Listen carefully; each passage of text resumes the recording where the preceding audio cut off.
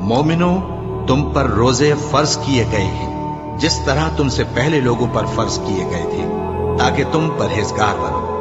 रोजों के दिन गिनती के चंद रोज हैं, तो जो शख्स तुम में से बीमार हो या सफर में हो तो दूसरे दिनों में रोजों का शुमार पूरा कर ले।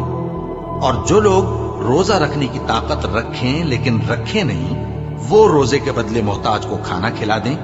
और जो कोई अपनी मर्जी से ज्यादा नेकी करे तो उसके हक में ज्यादा अच्छा है। और अगर समझो तो रोजा रखना ही तुम्हारे हक में बेहतर है।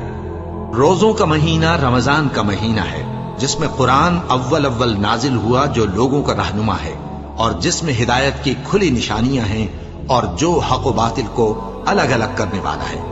तो जो कोई तुम में से इस महीने में मौजूद हो, चाहिए कि पूरे महीने के रोजे रखे, और जो बीमार हो या सफर में हो तो दूसरे दिनों में रोजे रखकर उनका शुमार पूरा कर ले। अल्लाह तुम्हारे हक में आसानी चाहता है और सख्ती नहीं चाहता। और ये आसानी का हुक्म इसलिए दिया गया है कि तुम रोजों का शुमार पूरा कर लो, और इस एहसान के बदले कि अल्लाह ने तुमको हिदायत बख्शी है, तुम उसको बुजुर्गी से याद करो और उसका शुक्र करो। और ऐ पैगंबर, जब तुमसे मेरे बंदे मेरे बारे में दरियाफ्त करें तो उन्हें मालूम हो कि मैं तो तुम्हारे पास ही हूं। जब कोई पुकारने वाला मुझे पुकारता है तो मैं उसकी दुआ कबूल करता हूं। तो उनको चाहिए कि मेरे हुक्मों को माने और मुझ पर ईमान रखें, ताकि नेक रास्ता पाएं। रोजों की रातों में तुम्हारे लिए अपनी औरतों के पास जाना जायज कर दिया गया है। वो तुम्हारी पोशाक हैं और तुम उनकी पोशाक हो। अल्लाह को मालूम है कि तुम उनके पास जाने से अपने हक में खयानत करते थे, सो उसने तुम पर मेहरबानी की और तुम्हारी हरकत से दरगुजर फरमाई। तो अब तुमको इख्तियार है कि उनसे मुबाशरत करो।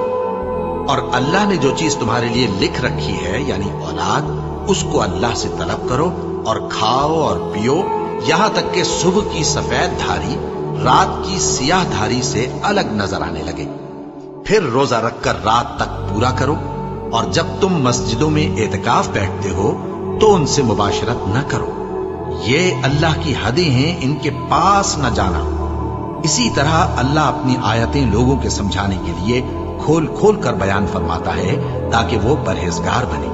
और आपस में एक दूसरे का माल नाहक न खाओ और न उसको रिश्वतन हाकिमों के पास पहुंचाओ, ताकि लोगों के माल का कुछ हिस्सा नाजायज तौर पर खा जाओ, और इसे तुम जानते भी हो।